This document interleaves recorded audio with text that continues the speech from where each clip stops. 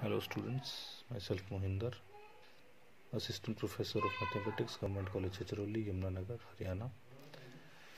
तो स्टूडेंट हमने अब तक ring, commutative ring with unity और उसके एग्जाम्पल पढ़ लिए हैं। अब हम रिंग विद और विदाउट जीरो डिवाइज़र पढ़ रहे हैं। तो जो रिंग जिसमें product of two element zero आने पर कोई एक एलिमेंट ज़ीरो हो जाए वो विदाउट ज़ीरो डिवाइज़र होता है। अगर ऐसा हो जाए कि नॉन ज़ीरो एलिमेंट्स आ जाएँ ए बी और फिर भी प्रोडक्ट ज़ीरो आ जाए तो रिंग विद ज़ीरो डिवाइज़र होता है। यानी दो नॉन ज़ीरो एलिमेंट का प्रोडक्ट अगर ज़ीरो आ गया तो रिंग विद ज़ीरो डिवाइज़र। अगर प्रोडक्ट ज़ीरो आ गया तो ये श्योर हो जाए कि ये तो ए ज़ीरो है या बी ज़ीरो है, तो without zero divisor. Z Q R C, Z का मतलब integers, Q rational number, real number और कॉम्प्लेक्स नंबर, ये सारे विदाउट ज़ीरो डिवाइज़र हैं। इसका एग्जाम्पल आप बहुत सारे नंबर से ले सकते हो। आप कोई भी दो नंबर अगर मल्टीप्लाई करते हो, सामने ज़ीरो लेते हो, दुनिया के कोई भी दो नंबर अगर आप लेते हो, सामने ज़ीरो रखते हो, तो उन दोनों का प्रोडक्ट अगर ज़ीरो है तो उन दोनों में से कोई एक पक्का ज़ीरो होगा। ये नंबर्स में हमेशा ट्रू होता है। पर 0 1 2 3 4 5 6 में आप 2 गुना 3 करोगे, ये +6 और ×6 में रिंग बना था। अगर आप इसमें 2 और 3 को गुना करोगे तो ज़ीरो आएगा, और 2 भी ज़ीरो नहीं होता, 3 भी ज़ीरो नहीं होता। गुना करके ज़ीरो क्यों आया? क्योंकि ये गुना 6 का मॉडुलो 6 का ये साइन है इसमें, तो इसलिए इसमें रिमाइंडर ज़ीरो आ जाएगा। Prove that the set with addition modulo 6 multiplication modulo 6 is a ring with zero divisor. 2 गुना 3 का रखा है, देखो इसने ज़ीरो आ रहा है, बट 2 और 3 दोनों नॉन जीरो हैं, दोनों नॉन जीरो एलिमेंट है, प्रोडक्ट ज़ीरो आ गया, इसका मतलब रिंग विद जीरो डिवाइजर है। 2 गुना 2 की मैट्रिसेस हैं जिसमें सारे एलिमेंट इंटीजर हैं, ये non commutative ring with unity बनेगा, और जीरो डिवाइजर होंगे इसमें with respect to matrix addition, matrix multiplication. तो यानी ये 2 गुना 2 की मैट्रिसेस ले रहा है जिसमें सारे एलिमेंट इंटीजर हैं, तो एक non commutative ring with unity बनेगा विद जीरो डिवाइजर। देखते हैं। तो प्रोडक्ट में हम इसको रिंग ऑलरेडी प्रूव कर चुके हैं, ये आपके लिए नई चीज़ नहीं है। क्लोजर ला, दो मैट्रिक्स को जोड़ने पर एक मैट्रिक्स आएगी सेम ऑर्डर की, 2 गुना 2 की। एसोसिएटिव ला एडिशन में हमेशा होता है, आइडेंटिटी 0 0 0 0 होगी।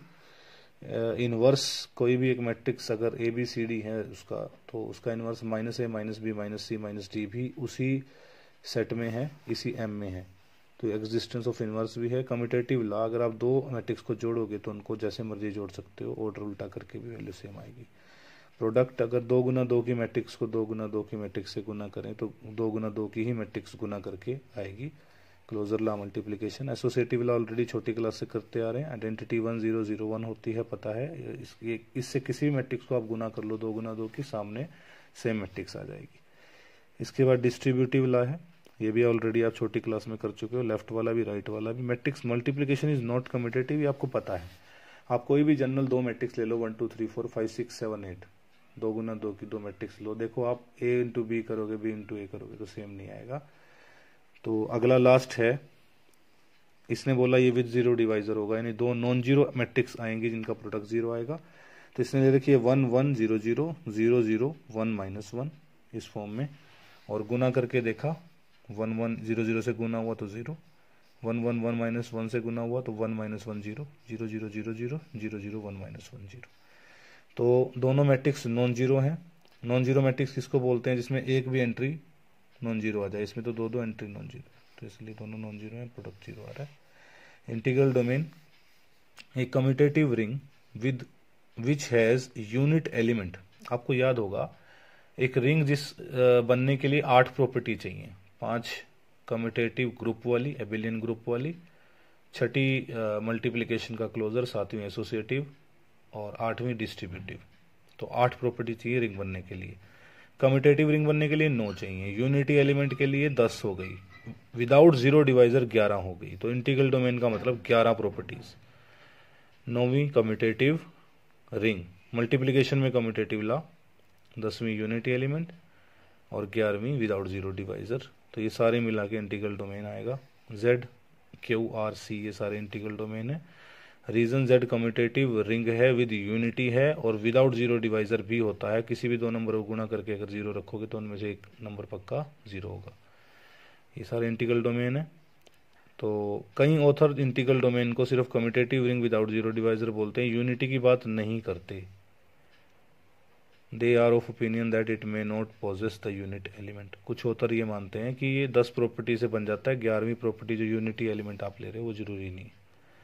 एक्चुअल में ये यूनिट एलिमेंट, अभी हम यूनिटी बोल रहे हैं इसको, यूनिट एलिमेंट एक्चुअल जो डेफिनेशन आएगी वो 8th चैप्टर यूक्लिडियन रिंग में आएगी। Division ring skew field, division ring skew field बोलते हैं एक रिंग जिसके अंदर आइडेंटिटी भी आ जाए, यूनिटी, एक रिंग जिसमें यूनिटी भी आ जाए और नॉन जीरो एलिमेंट के इनवर्स भी आ जाए। तो यानी कितनी प्रॉपर्टी होगी? 11। एक खास बात होती है इसमें, ये एडिशन के with respect to the abelian group बनता ही बनता है, ये मल्टीप्लिकेशन के विद रिस्पेक्ट टू भी ग्रुप बन जाता है। एबिलियन ग्रुप नहीं, ये मल्टीप्लिकेशन के विद रिस्पेक्ट टू ग्रुप बन जाता है। यानी 5 प्रॉपर्टी एडिशन के ग्रुप की और 4 प्रॉपर्टी मल्टीप्लिकेशन के ग्रुप की, मतलब closure law, associative law, identity, identity मतलब यूनिटी, और इनवर्स। इनवर्स किसका बोल रहे हैं? नॉन जीरो एलिमेंट का। ठीक है जी। तो कुल मिला के कितनी प्रॉपर्टी हो गई? 5 एडिशन के ग्रुप की, 4 मल्टीप्लिकेशन के ग्रुप की। 5 एडिशन के ग्रुप की क्यों? एडिशन में बन रहा है एबिलियन ग्रुप, मल्टीप्लिकेशन में ये बन रहा है नॉन एबिलियन ग्रुप, यानी 4 ही प्रॉपर्टी चाहिए। और 10वीं प्रॉपर्टी होती है डिस्ट्रीब्यूटिव लॉ, 10 प्रॉपर्टी से बनता है डिवीजन रिंग या स्क्यू फील्ड। फील्ड क्या होगा? फील्ड होगा जो दोनों तरह से, जो कम्यूटेटिव भी हो जाएगा। स्क्यू फील्ड के साथ अगर कम्यूटेटिव जोड़ देंगे तो फील्ड बन जाएगा। ठीक है जी। A field is commutative division ring, commutative skew field, commutative division ring. यानी इसकी 5 प्रॉपर्टी एडिशन की होंगी, पांचों की 5, ये देखो लिखा हुआ है यहां तक कम्यूटेटिव, और 5 ही मल्टीप्लिकेशन की होंगी। क्लोजर लॉ हो गया मल्टीप्लिकेशन का, 5 की 5 आएंगी। देखो commutative, associative, identity, inverse, non zero element का इनवर्स। ये जरूर याद रखना आप कि नॉन जीरो, डिवीजन रिंग में नॉन जीरो का ही ग्रुप बना था मल्टीप्लिकेशन में। और 11वीं प्रॉपर्टी मिक्स होती है दोनों का, जिसमें डॉट और प्लस दोनों आते हैं। तो 11 प्रॉपर्टी मिलाकर, यानी 5 एडिशन का ग्रुप एबिलियन ग्रुप, 5 मल्टीप्लिकेशन का एबिलियन ग्रुप, और एक लास्ट डिस्ट्रीब्यूटिव, दोनों का मिक्स। तो आप ये भी देख सकते हो। तो नॉन जीरो एलिमेंट का यहाँ ग्रुप बनता था। डिवीजन रिंग में कम्यूटेटिविटी नहीं होती मल्टीप्लिकेशन की, और फील्ड में कम्यूटेटिविटी भी आ जाती है डिवीजन रिंग के अलावा।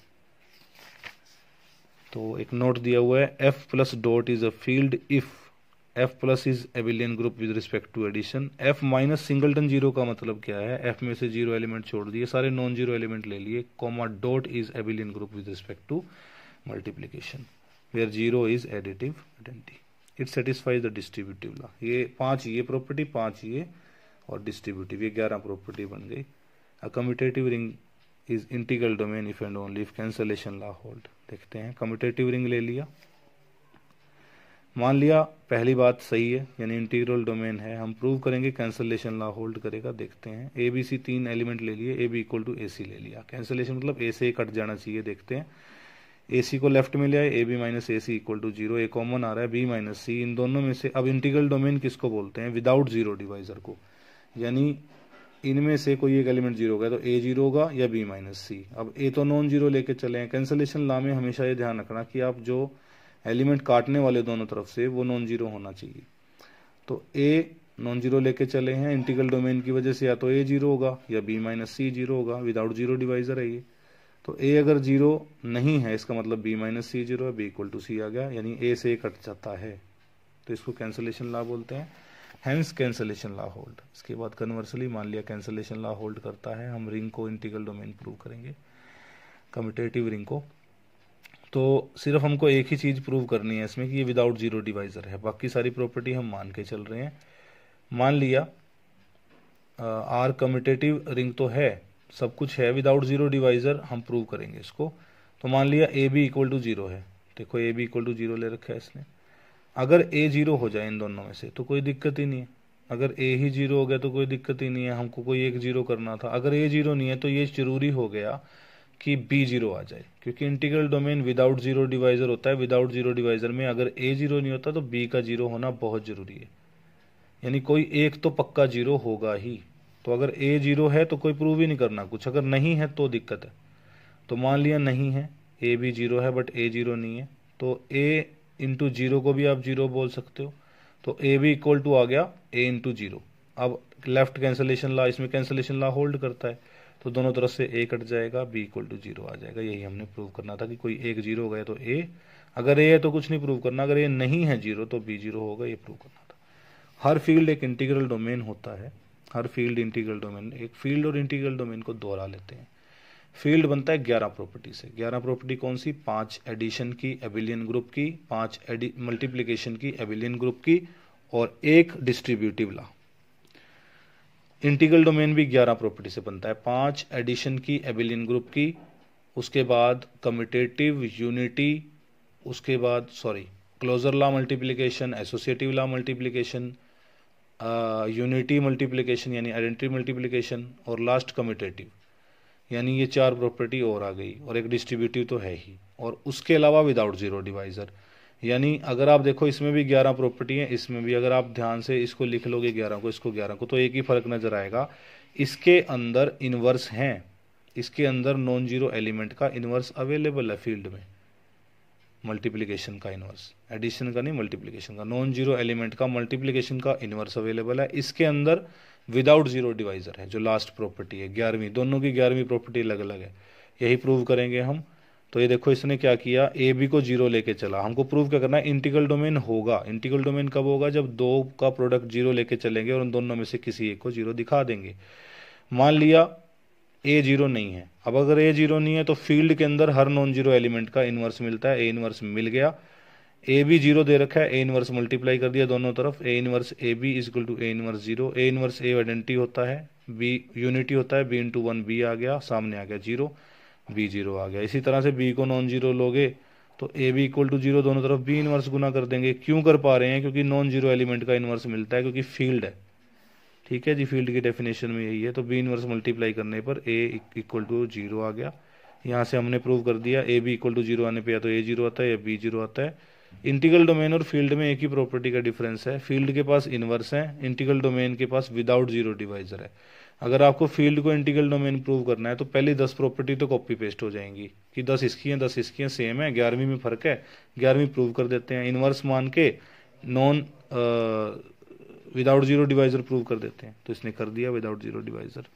Converse of the theorem is not true, यानी हर इंटीग्रल डोमेन, फील्ड तो इंटीग्रल डोमेन होता है पर इंटीग्रल डोमेन फील्ड नहीं होता। यानी 11वीं प्रॉपर्टी में जो इनवर्स है उससे तो विदाउट जीरो डिवाइजर मिल जाता है, पर विदाउट जीरो डिवाइजर से इनवर्स की गारंटी नहीं मिलती। 10 प्रॉपर्टी तो सेम है, 11वीं प्रॉपर्टी में डिफरेंस होता है इनकी। तो इसका एग्जाम्पल दिया है, for example ring of integer integral domain है पर फील्ड नहीं है, क्योंकि इसमें इन्वर्टिबल एलिमेंट नहीं है प्रोडक्ट के।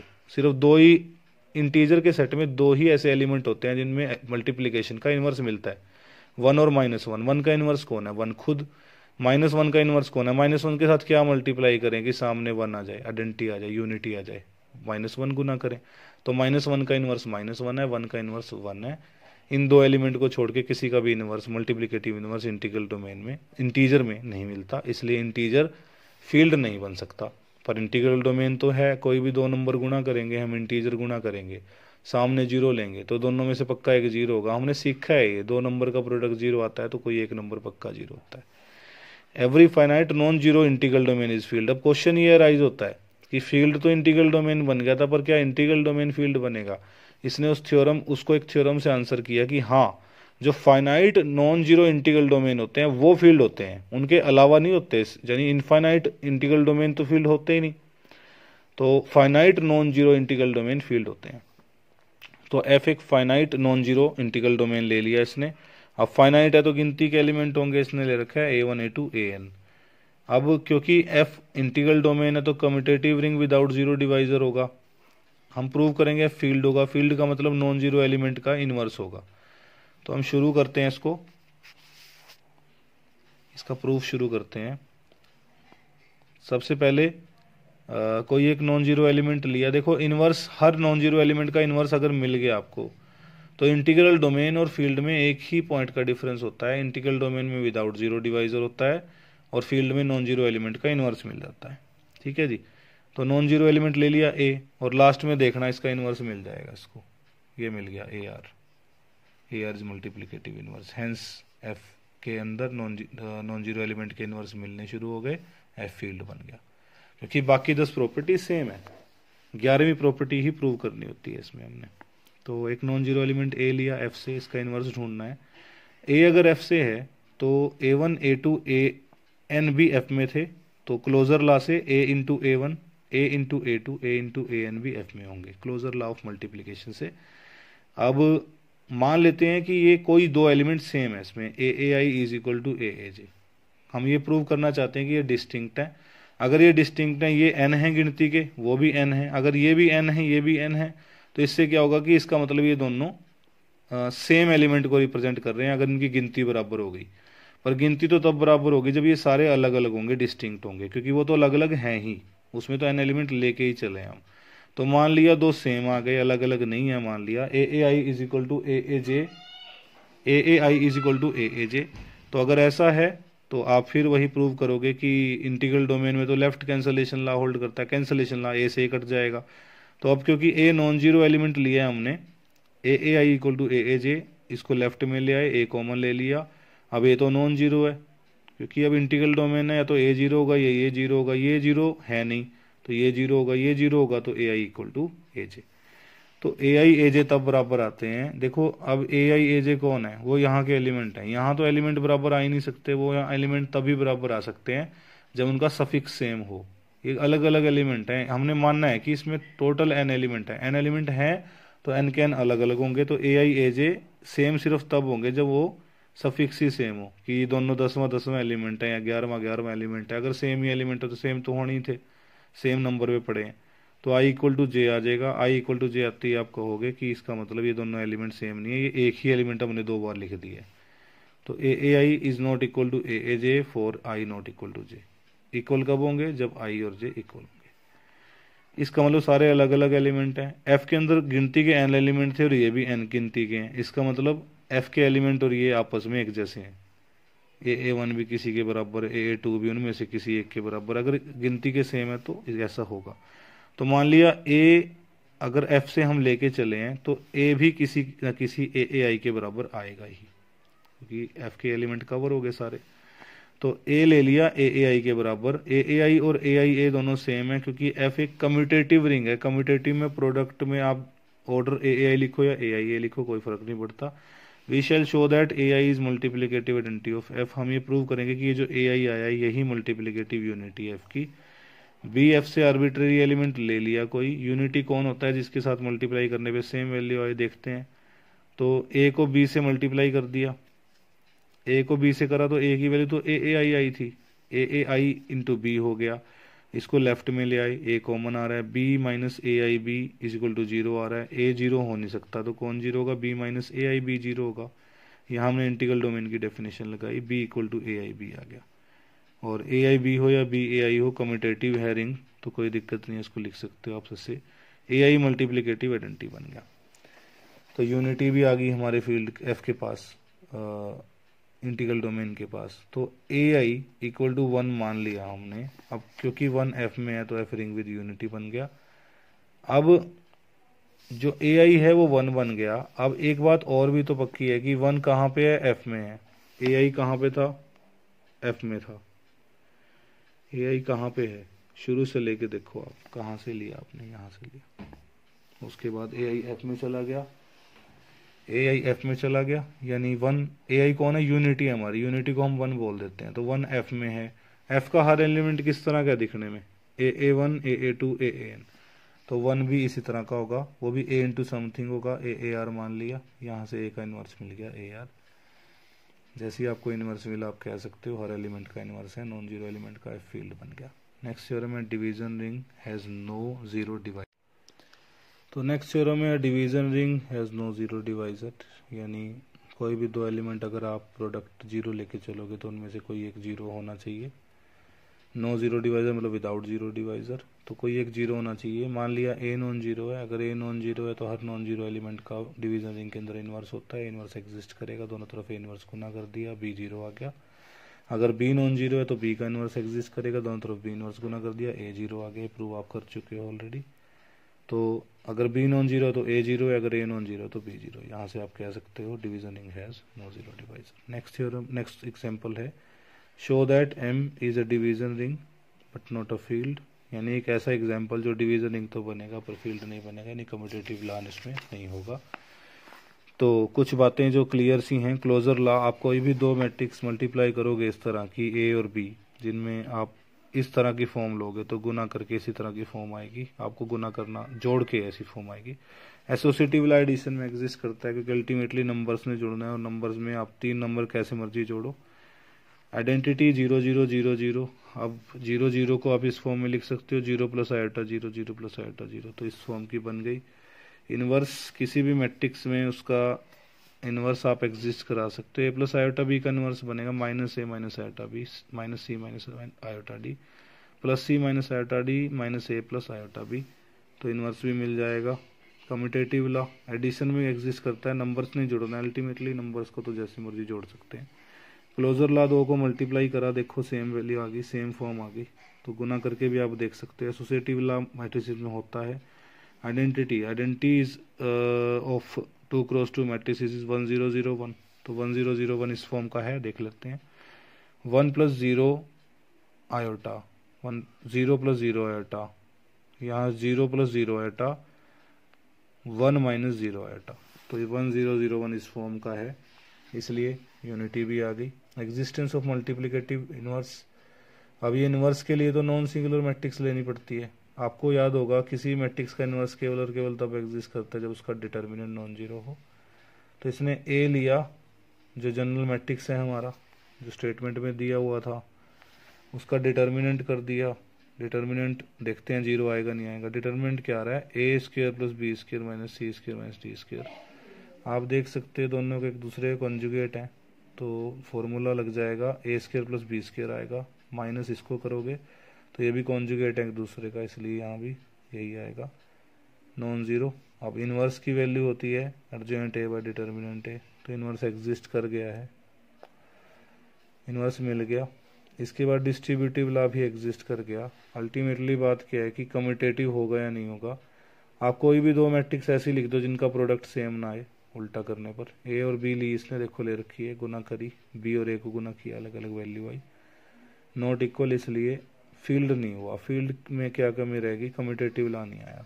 जब कम्यूटेटिव लॉ रह जाता है बाकी सारी प्रॉपर्टी हो जाती है, तो स्क्यू फील्ड बनता है, फील्ड नहीं बनता। कम्यूटेटिव लॉ नहीं आया, ठीक है जी। नेक्स्ट क्वेश्चन है 10th, ये एक फील्ड बनेगा 0 से 4 तक की counting plus modulo 5 cross modulo 5। तो पहले तो इनकी टेबल बना ली, दोनों की कंपोजिशन टेबल आपको बनानी आती है, गुना वाली और जमा वाली। क्लोजर लॉ, ये सारी चीज़ें आप ऑलरेडी कर चुके हो, तो इस एग्जाम्पल में कुछ नया नहीं मिलने वाला। डिस्ट्रीब्यूटिव लॉ भी हो जाएगा। कॉम्प्लेक्स नंबर का जो सेट होता है वो प्लस और डॉट के साथ फील्ड बनता है। आप कोई भी दो नंबर जोड़ोगे आयोटा वाले, तो रियल पार्ट अलग जुड़ेगा, इमेजिनरी अलग। एसोसिएटिव लॉ भी नंबर्स में होता है, कम्यूटेटिव लॉ भी होता है। आइडेंटिटी एडिटिव आइडेंटिटी जीरो ही है, 0 प्लस 0 आयोटा की फॉर्म की होती है। एडिटिव इनवर्स अगर ए प्लस आयोटा बी है तो minus A minus iota B भी तो है ही है, उसी में ही है। क्लोजर प्रॉपर्टी प्रोडक्ट की, आप दो कॉम्प्लेक्स नंबरों गुना करोगे आयोटा आएगा ही उसमें। एसोसिएटिव लॉ हर 3 नंबर के लिए ट्रू होता है, कम्यूटेटिव लॉ भी ट्रू होता है, डिस्ट्रीब्यूटिव भी होता है। मल्टीप्लिकेटिव एंटी 1 है, 1 को लिख सकते हो 1 प्लस 0 आयोटा, तो 1 is a complex number itself, 1 भी कॉम्प्लेक्स नंबर है। हर रियल नंबर कॉम्प्लेक्स नंबर होता है, उसमें 0 आयोटा जुड़ा होता है। मल्टीप्लिकेटिव इनवर्स, आप ए प्लस आयोटा बी का इनवर्स क्या होता है, 1 बाय ए प्लस आयोटा बी। अब आयोटा तो बाय में आता नहीं, रैशनलाइज करना पड़ता है, तो इसको रैशनलाइज करके आप निकाल सकते हो। 1 बाय ए प्लस आयोटा बी को रैशनलाइज करोगे, ए माइनस आयोटा बी से मल्टीप्लाई हो जाएगा, ए minus iota B by A square plus B square आएगा। तो इसका इनवर्स मिल जाता है, हम छोटी क्लास से निकालते आ रहे हैं। ए प्लस आयोटा बी का वो होता है A square plus B square, sorry A minus iota B by A square plus B square. इसके बाद नेक्स्ट क्वेश्चन 12th है, ये सेम ही है जैसा अभी आयोटा वाला किया हमने। क्लोजर लॉ हो जाएगा, √2 वाले अलग जुड़ेंगे।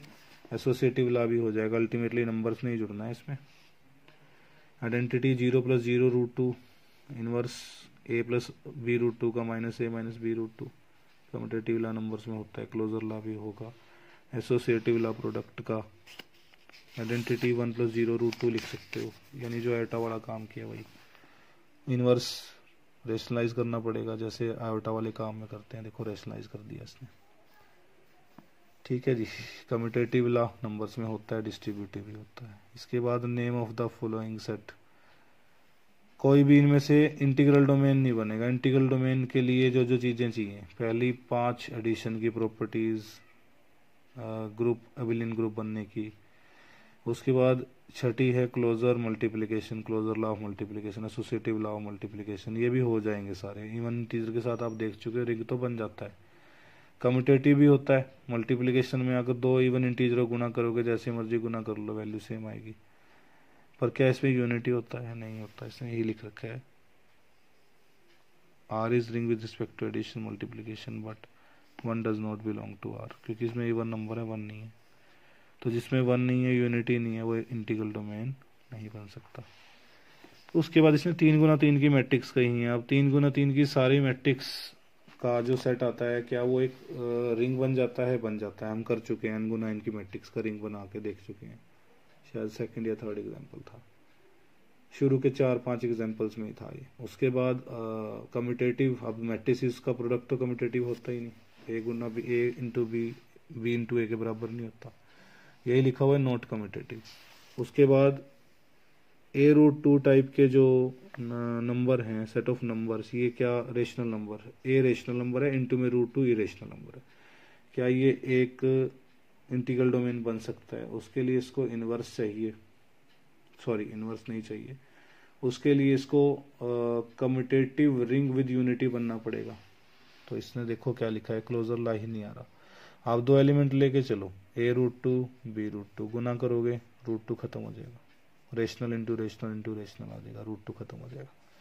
क्लोजर ला ही नहीं है, इसलिए इंटीग्रल डोमेन तो बन ही नहीं सकता। अब फील्ड क्यों नहीं बन रहा? जो इंटीग्रल डोमेन ही नहीं बन रहा, फील्ड कैसे बनेगा? जो फील्ड होते हैं सारे, वो सारे इंटीग्रल डोमेन बनते हैं। Field is integral domain. तो अगर इंटीग्रल डोमेन ही नहीं कोई बन रहा तो फील्ड कैसे हो सकता है? अगर वो फील्ड होता तो इंटीग्रल डोमेन भी होता, पर अगर वो इंटीग्रल डोमेन ही नहीं बना तो फील्ड कैसे बनेगा? सी ऑर्डर्ड पेयर का सेट है, डिफाइन कर रखा है एडिशन इस तरह से, मल्टीप्लिकेशन इस तरह से, तो आप शो करोगे सी फील्ड बनेगा। अगर आप इसको ध्यान से देखो, ये एक तरह से अगर आप a प्लस आयोटा बी और c प्लस आयोटा डी को गुना करते तो क्या होता? a plus iota B c plus iota D को गुना करते तो A C minus B D आता, plus iota into B C plus A D आता। यानी ये, और जब जोड़ते हैं तब भी यही होता है, a प्लस आयोटा बी को c प्लस आयोटा डी में जोड़ोगे, a और c जुड़ेगा, b और d जुड़ेगा, तो वही होता है। ये एक तरह से कॉम्प्लेक्स नंबर का ही सिस्टम बनाया है इसने। तो कॉम्प्लेक्स नंबर का तो फील्ड बन जाता है, हमने देखा हुआ है। तो शुरू करते हैं। सबसे पहले क्लोजर लॉ। अब क्लोजर लॉ तो साफ नज़र आ रहा है, दोनों का ही नज़र आ रहा है, मल्टीप्लिकेशन का भी एडिशन का भी नहीं किया इसने, सीधा एसोसिएटिव पे आया। एसोसिएटिव भी हो जाएगा, नंबर्स पे डिपेंड करता है ना। आइडेंटिटी 0-0 भी, अगर आप 0-0 जोड़ोगे तो कोई फर्क पड़ेगा ही नहीं इसको। इनवर्स, अगर इसमें -a -b रख दो सी डी को तो 0-0 हो जाएंगे। कम्यूटेटिव ला तो नंबर्स हैं बीच में, उनको आपस में पलटी कर देना, मार देना, तो a plus C plus A, b plus D plus B. इसके बाद एसोसिएटिव ला प्रोडक्ट का कर रखा है इसने, करके दिखाया हुआ है। इसको करने का सबसे सिंपल तरीका है, एक तरफ से इसको लेके चलो, इसको ये निकाल, ये आ जाएगा LHS, इसको RHS लेके चलो, और एक तरफ से ये लेके चलो, एक तरफ ब्रैकेट इन दोनों पे लगा दो, तीसरा एज इट इज ले लो, एक तरफ बाद वाले 2 पे ब्रैकेट लगा दो, तीसरा एज इट इज। ये एक LHS निकाल लेना, एक RHS, दोनों की वैल्यू सेम आ जाएगी। अब देखोगे सेम आ रही है। मल्टीप्लिकेटिव आइडेंटिटी 1-0 के साथ अगर मैं गुना करूं तो अब क्योंकि मुझे पता है a प्लस आयोटा बी है ये, तो a प्लस आयोटा बी के साथ 1 गुना करने पर तो a प्लस आयोटा बी आता है। तो a b के साथ अगर 1-0 गुना करें तो ए बी ही आएगा, उस फॉर्मूला से भी जो फॉर्मूला हम लगा रहे हैं। एग्जिस्टेंस ऑफ मल्टीप्लिकेटिव इनवर्स, अब a प्लस आयोटा बी का इनवर्स क्या आया था? a प्लस आयोटा बी का इनवर्स आया था 1/a प्लस आयोटा बी, जिसको रैशनलाइज करने पर क्या आया था? इसको रैशनलाइज करने पे आया था a minus iota B by a minus iota B गुना किया था उसके साथ ऊपर नीचे, तो a माइनस आयोटा बी ऊपर आ गया था, बाय में a square plus B square आ गया था। तो वही है, देखो a by A square plus B square. ये माइनस बी क्यों आया? क्योंकि वहाँ माइनस आयोटा भी आता है आंसर में, तो minus B by A square plus B square. तो इसको सोल्व करके यही जो निकाला है इसने, ये आप कर सकते हो। डिस्ट्रीब्यूटिव लॉ फिर वही सेम उसी तरह ही जैसे कॉम्प्लेक्स नंबर में, कम्यूटेटिव ला। इसके बाद आपने एक्सरसाइज ट्राई करनी है 5.1, ठीक है जी।